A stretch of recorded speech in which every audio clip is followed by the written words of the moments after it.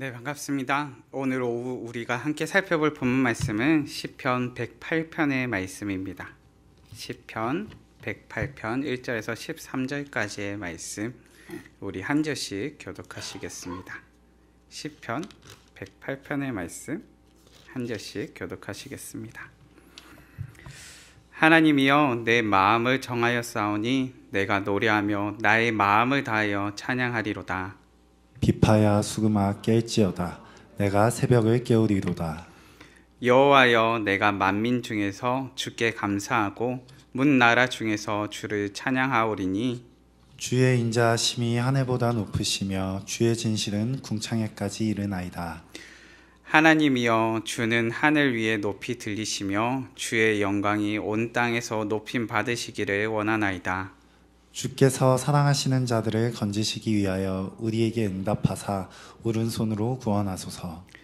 하나님이 그의 성소에서 말씀하시되 내가 기뻐하리라. 내가 세겜을 나누며 숫꽃 골짜기를 측량하리라.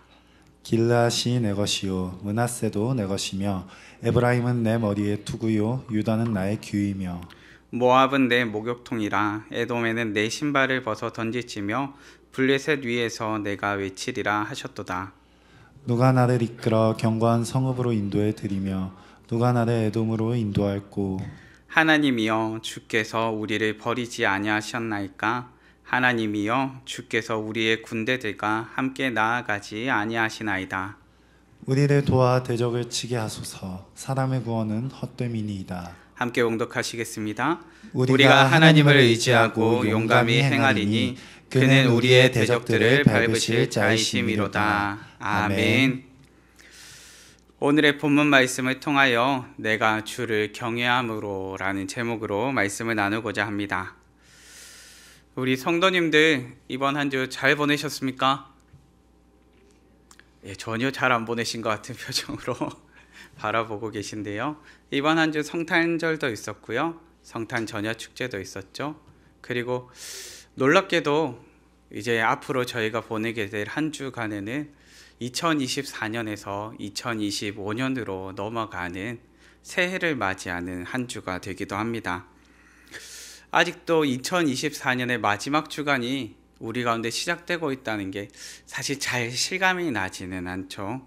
그런데 올 한 해가 어떻게 지났는지 한번 살펴보니까 참 많은 일들이 있었던 2024년이 아니었는가라고 생각해 보게 됩니다.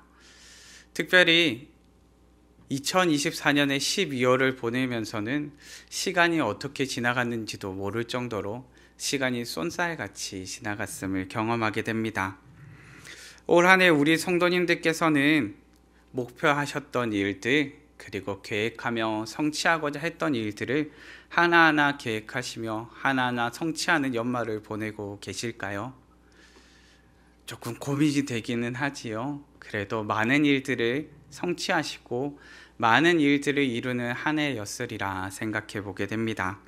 그리고 다가오는 2025년에도 새로운 목표를 세우고 새로운 기대와 계획들을 가지고 달려가실 때 그것들이 하나님 안에서 선하게 열매 맺는 2025년을 맞이하시기를 바라봅니다. 특별히 내년을 계획할 때 우리가 오늘의 말씀을 통해서 한 가지만 더 하였으면 좋겠습니다. 조금 더 하나님 앞으로, 그리고 조금 더 하나님을 경외함으로 나아가는 2025년이 되기를 기대해 봅니다. 올해의 마지막 주일, 그리고 올해의 마지막 말씀을 나누며 다시금 하나님 앞으로, 다시금 하나님을 경외함으로 사는 우리가 되기를 간절히 바라봅니다. 오늘은 다윗의 찬송 시입니다. 특별히 하나님을 찬양하는 사람 하면 떠오르는 인물이 있으신가요? 우리 성도님들께서는 하나님을 찬양하는 인물 하면 누가 먼저 떠오르시는가요? 네, 오늘 제가 앞에서 다윗의 찬송시라고 말씀드렸죠. 저는 개인적으로 다윗이 참 많이 떠오릅니다.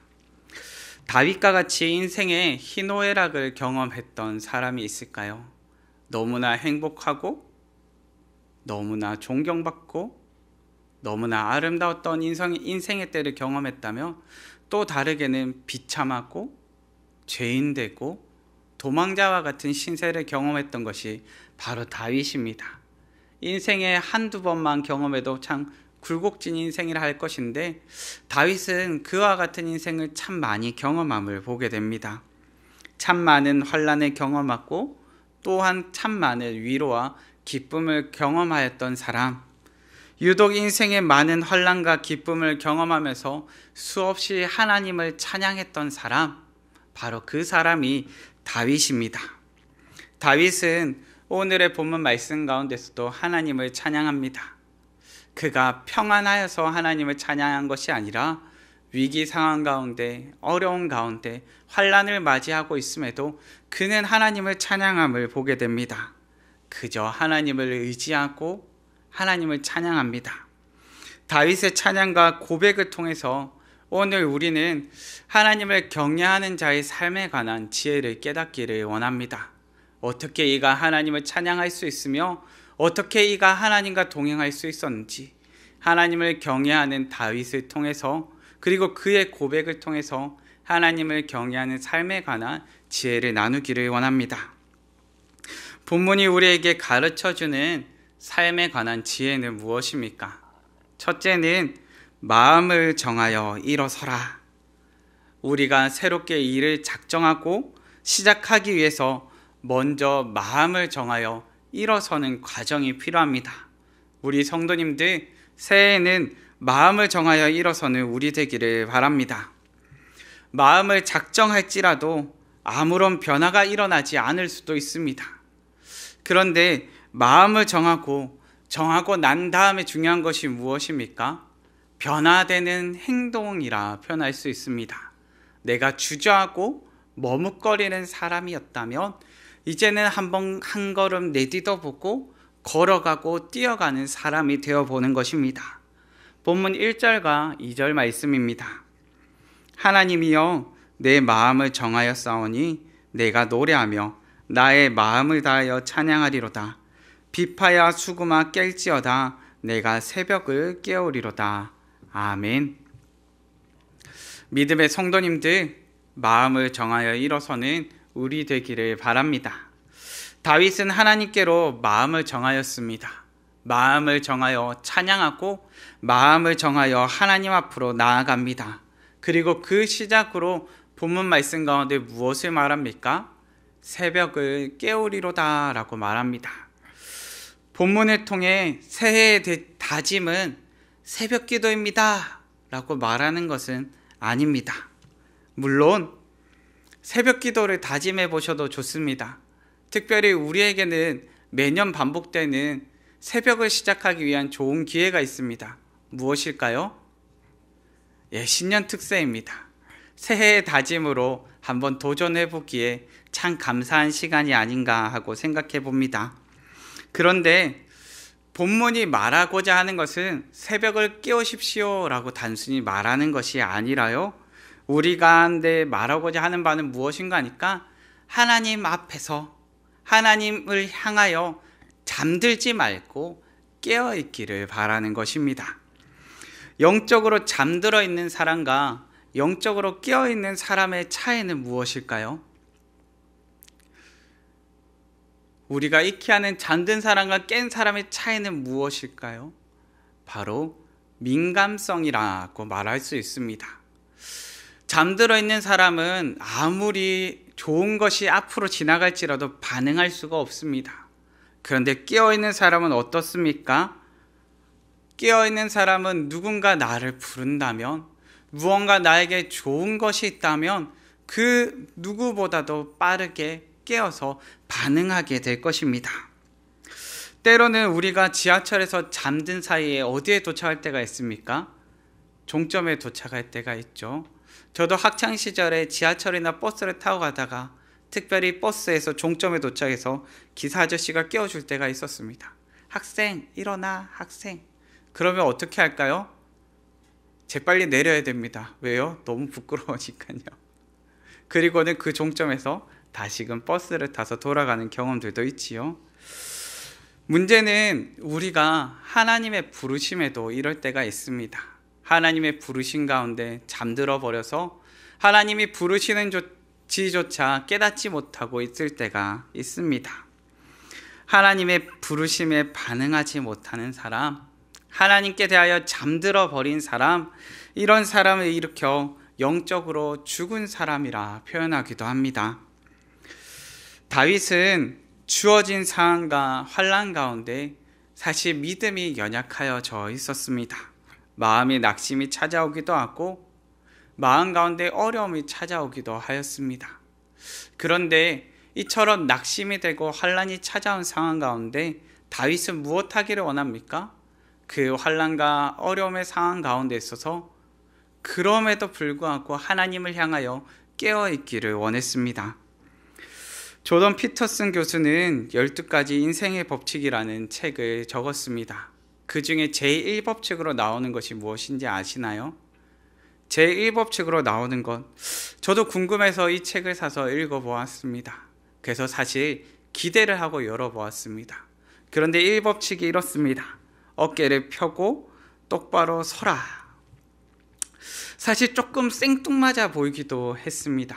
인생의 법칙이라면 그만큼 탁월한 강연가라며 무언가 더 특별한 것이 있지 않을까라고 생각하였었는데, 이 법칙으로서 어깨를 펴고 똑바로 일어서라, 똑바로 서라고 말해줍니다. 이 말은 무슨 말입니까? 너의 정신조차도 깨어서 너의 정신조차 똑바로 서라 라는 의미를 담고 있습니다. 자신의 영역을 키우고 개선하려는 의지를 가지고 삶의 변화를 시도해 보라는 것입니다. 인생을 새롭게 하기 위해서 거창한 것을 먼저 제시하지 않습니다. 작은 것, 먼저는 우리의 자세에서부터 달라지는 것을 요구하고 있습니다. 그렇게 이 조던 피터슨 교수는 수많은 강연들에서 반복해서 행하는 권면이 있습니다. 새로운 삶을 살기 위해서, 새로운 인생을 살아가기 위해서, 무언가 삶의 변화를 일으키기 위해서 무엇을 하라고 말하냐면 먼저 방을 정리하세요 라고 이야기를 합니다. 사실 이분이요, 이와 같은 권면을 너무 많이 해서요, 방을 정리 좀 하세요, 방 정리 좀 하세요 라는 권면을 참 많이 합니다. 혹시 올해를 지나오면서 방 정리하라는 권면 들은 적이 있을까요? 예, 저도 가끔 집에서 자주 듣고 있습니다. 예, 옷을 정리 안 해서요, 옷 정리를 해주세요 라는 요청도 받고요. 그런데 왜 방을 정리하세요 라고 이야기를 할까요? 작은 것에서부터 인생의 통제감을 찾아가라고 가르쳐주면서 이와 같은 권면을 합니다. 그런데 믿음의 성도님들, 새해에는 우리도 그러하기를 바라봅니다. 마음을 정하여 깨어나고 마음을 정하여 일어서는 우리 되기를 바랍니다. 무언가 거창한 것을 시작하기 위해서 거창한 계획으로 앞서서 달려나가는 것이 아니고요. 먼저는 작은 것에서부터 성취감을 경험하고 작은 것에서부터 삶의 의미와 목적을 발견하는 우리 되기를 바랍니다. 그리고 그 작은 것에서부터 하나님을 경외하는 삶을 회복함으로 점차 나의 삶의 전 영역에서 하나님을 경외하는 삶이 회복되는 우리 되기를 바랍니다. 새벽을 깨우는 부지런함도 좋겠고 매일같이 큐티로 시작하는 아침도 좋습니다. 아침에 일어나서 하나님을 향하여 인사말을 보내어보고 잠들기 전 하나님을 향한 묵상으로서 하루를 마무리해 보는 것도 좋습니다. 일주일 동안 집안 한켠에 잘 보관되고 있는 성경책, 차량에 어느샌가 먼지 뽀얗게 쌓여가는 성경책을 어느 순간에 내 품에 끼고 하루에 한 번 정도는, 하루에 한 걸음 정도는 내딛어 보는 것도 참 좋습니다. 평소에는 서로 어색해서 잘 인사하지 않는 이웃을 향해서 인사를 보내보는 것도 좋습니다. 그리고 새해가 되어 목장 식구들을 대할 때 먼저 내가 목장 식구들을 향해서 밝게 인사해보고, 먼저 내가 목장 식구들을 향해서 조그마한 초콜릿, 조그마한 사탕을 하나 준비해서 전달해보는 것도 좋습니다. 할 수만 있다면 내가 이전에 해보지 않았던 삶의 작은 변화를, 내가 이전에 하나님을 경외하는 삶으로서 조금 더 나아가기 위해 시도하지 않았던 그러한 작은 삶의 변화를 시도하는 한 해가 되기를 바랍니다. 내 삶의 작은 변화라도 하나님을 경외하는 삶으로 나아가는 우리, 마음을 정하여 일어서는 우리, 되기를 간절히 바랍니다. 본문을 통해 알게 되는 삶의 지혜는 무엇입니까? 둘째는 상황에 압도당하지 말고 기억하라입니다. 삶의 평안한 순간에는 깨닫지 못하다가 삶의 평안이 깨어졌을 때 깨달아지는 것이 있습니다. 아, 내가 얼마만큼 연약한 존재인지를 삶의 환란이 찾아올 때, 평안이 깨어졌을 때 깨닫게 됩니다. 그런데 본문은 우리에게 가르쳐 줍니다. 삶의 환란 앞에, 고난 앞에, 주어진 상황 앞에 압도당하지 말라고 가르쳐 줍니다.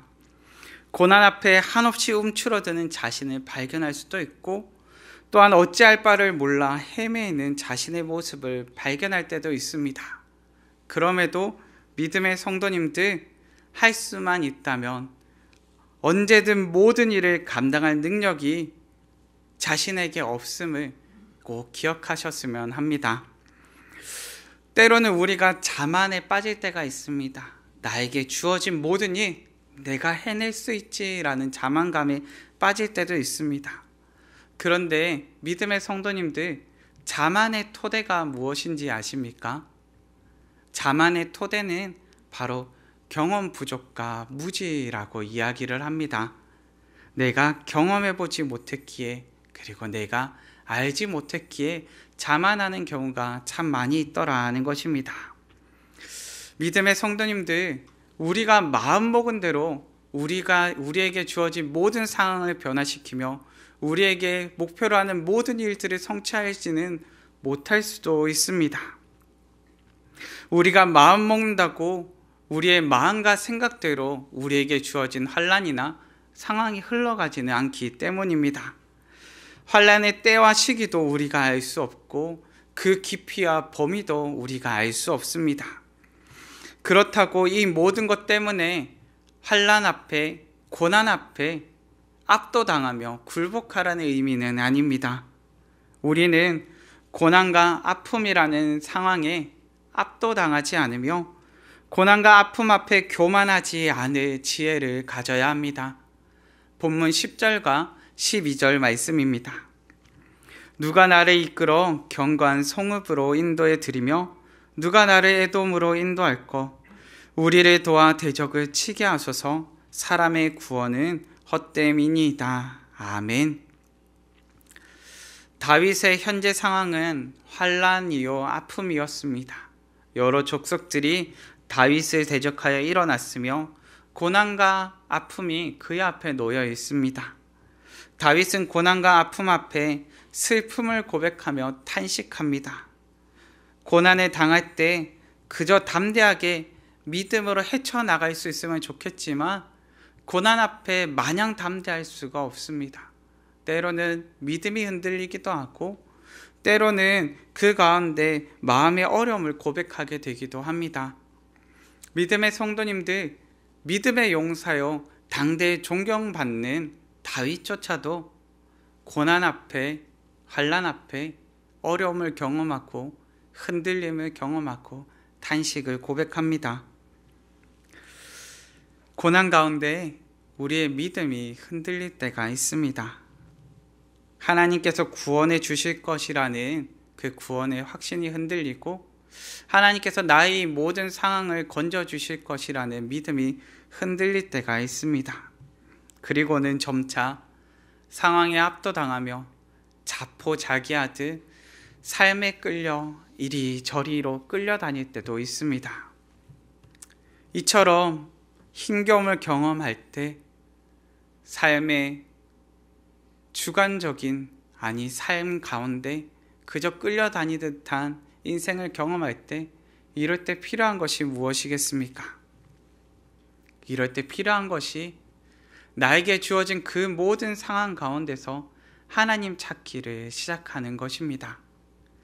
누가 나를 이 모든 상황 가운데서 이끌어 주셨으며 누가 나를 이 모든 상황 가운데서 건져줄 수 있을까? 그 모든 상황 가운데 하나님을 기억하며 나의 삶의 자리 가운데서 하나님 찾기를 시작해 보는 것입니다. 하나님은 우리의 인생 가운데 어떤 분이셨는지를 찾아보는 것입니다. 믿음의 성도님들, 하나님은 우리 성도님들의 인생 가운데 어떤 분이셨습니까? 올 한 해를 보내는 가운데 하나님을 어떤 분으로 기억하고 계십니까? 올 한 해를 보내는 가운데, 그리고 지나온 시간 가운데 저는 하나님께서 참 신실하셨음을 고백하게 됩니다. 그 시절에는 참 버틸 수 없어서 바둥바둥하며 눈물을 흘릴 때가 참 많았는데, 그 눈물의 세월이 지나고 나니까 그 시간 가운데 함께 하시고 인도하셨던 하나님의 손길을 깨닫기 때문입니다. 믿음의 성도님들, 우리들의 삶의 자리 가운데서 차마 상황 가운데 압도당하여 절망이 마주하고 있을지라도 그 상황 가운데, 그 절망 너머에 계신 하나님, 그리고 그 자리 가운데서 소망을 베푸시는 하나님을 찾아가는 우리 되기를 바랍니다. 올 한 해를 돌아보며 누가 우리를 인도하셨는지, 어떻게 우리의 삶을 지금도 인도하고 계신지 찾으시기를 바랍니다. 때로 우리가 우리에게 주어진 상황을 하나님보다 더 두려워할 때 우리는 하나님 경외를 놓쳐버리게 될 것입니다. 우리가 저지르는 가장 큰 오류, 그것은 하나님을 우리의 상황에 맞추어, 우리의 한계에 맞추어 하나님을 축소해 버리는 것입니다. 믿음의 성도님들, 기억합시다. 우리의 하나님은 우리의 한계에 짜맞추어져 축소당하실 뿐이 아니라 우리의 한계를 뛰어넘어 우리의 인생 가운데 초월적으로 계신 하나님이심을 기억합시다. 그리고 그 하나님께서 우리의 인생 가운데 찾아오시며 우리로 찾고 두드리고 구할 때마다 응답하시는 분이심을 기억하시기 바랍니다. 상황에 압도당하지 말고 주저앉지 말고 나를 붙드시고 나를 새롭게 하시고 나를 인도하시는 하나님을 바라보시기 바랍니다. 상황에 압도당하지 말고 하나님께 압도당하는 우리 되기를 간절히 바랍니다. 본문을 통해 알게 되는 하나님을 경외하는 삶에 관한 지혜는 무엇입니까? 마지막 셋째는 구원의 주를 찬양하리로다. 우리가 하나님께 마음을 정하여 삶을 깨어 일어서고 고난이라는 상황에 압도당하지 않으며 하나님을 기억할지라도 우리의 입술에 찬양이 나오지 않는다면 우리는 하나님을 향하여 뜨거운 심장을 가지고 달려가는 것이 아니라 갈급하고 메마른 심정으로 하나님을 찾게 될 것입니다. 그렇게 다윗은 마음을 정하여 그 무엇보다 하나님을 찬양하기 시작합니다. 그 마음 가운데 뜨거운 심정이 회복되기를 원하고 갈급한 심령 가운데 부으시는 하나님의 구원의 은혜를 경험하기를 원합니다. 구원의 하나님을 고백하며 찬양하기를 시작한 것입니다. 본문의 1절 말씀과 6절 말씀을 읽으시겠습니다. 하나님이여 내 마음을 정하였사오니 내가 노래하며 나의 마음을 당하여 찬양하리로다. 주께서 사랑하시는 자들을 건지시기 위하여 우리에게 응답하사 오른손으로 구원하소서. 아멘. 우리의 마음을 정하여 일어설지라도 우리 가운데 두려움이 완전히 해결되지 않을 수 있습니다. 오히려 어려운 상황이 반복되다 보면 마치 습관적으로 주어지는 두려움과 망설임도 있습니다. 실상 우리는 믿음에 관하여서 이야기할 때 믿음은 확신을 가져야 되고 확신은 떨림이 없고 불안이 없고 두려움이 없는 상태일 것이라 생각합니다. 그런데 오늘을 살아가는 우리는 압니다. 우리가 믿음을 가지고 살아갈지라도 우리는 참 겁이 많고요. 우리는 참 무서워서 두려워 떨 때도 있고요. 매일매일 선택의 갈림길 가운데 무엇이 하나님께서 기뻐하시는 길인지를 두고 망설일 때도 있음을 고백합니다. 담대한 믿음의 발걸음을 내디딜지라도 한 걸음을 내딛기 위한 망설임과 주저함과 두려움이 우리의 마음속에 끊임없이 찾아오더라는 것입니다.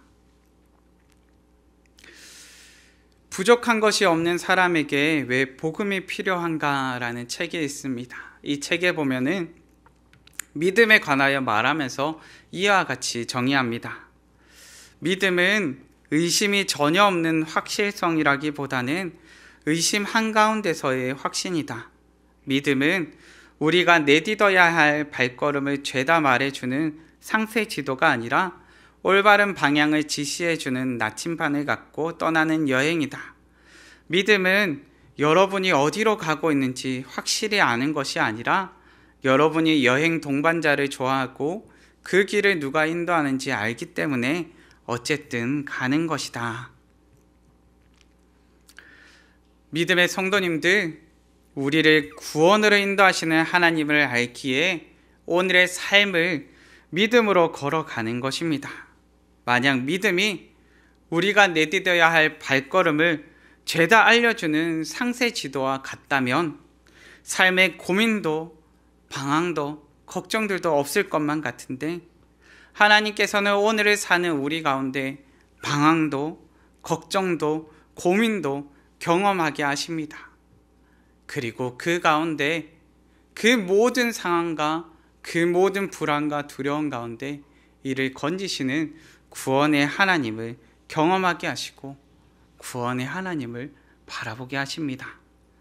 하나님을 바라보는 가운데 하나님을 찬양하고 하나님을 찬양하는 가운데 구원의 하나님을 경험하게 하십니다. 우리가 하나님을 찬양할 때 하나님께서는 우리의 불안과 걱정과 두려움 가운데서도 누가 우리를 인도할 수 있고 누가 우리를 건지실 수 있는지를 깨닫게 하십니다. 다윗은 대적들의 공격 앞에 두렵고 떨림을 경험하면서도 하나님을 찬양하며 이와 같이 고백합니다. 본문의 마지막 절 말씀인데요, 우리 13절 말씀 한 목소리로 함께 고백하시겠습니다. 우리가 하나님을 의지하고 용감히 행하리니 그는 우리의 대적들을 밟으실 자이심이로다. 아멘. 믿음의 성도님들, 구원의 주를 찬양하는 우리 되기를 바랍니다. 하나님께서 우리의 대적들을 밟으실 것이요 우리를 올바른 방향으로 인도해 주실 것입니다. 때로는 하나님을 향한 믿음이 흔들릴지라도 다시 회복을 경험하는 순간 우리는 뜨거운 믿음의 고백을 담아 하나님께 전심전력으로 하나님을 찬양하는 자녀가 될 것입니다. 구원의 주님을 찬양하는 우리 되기를 바랍니다. 말씀을 정리하겠습니다. 2024년에 연말을 마무리하는 시간입니다. 지나온 한 해 가운데 감사가 가득하며 새롭게 시작될 한 해 가운데 하나님을 경외함으로 달려가는 한 해 되기를 바랍니다.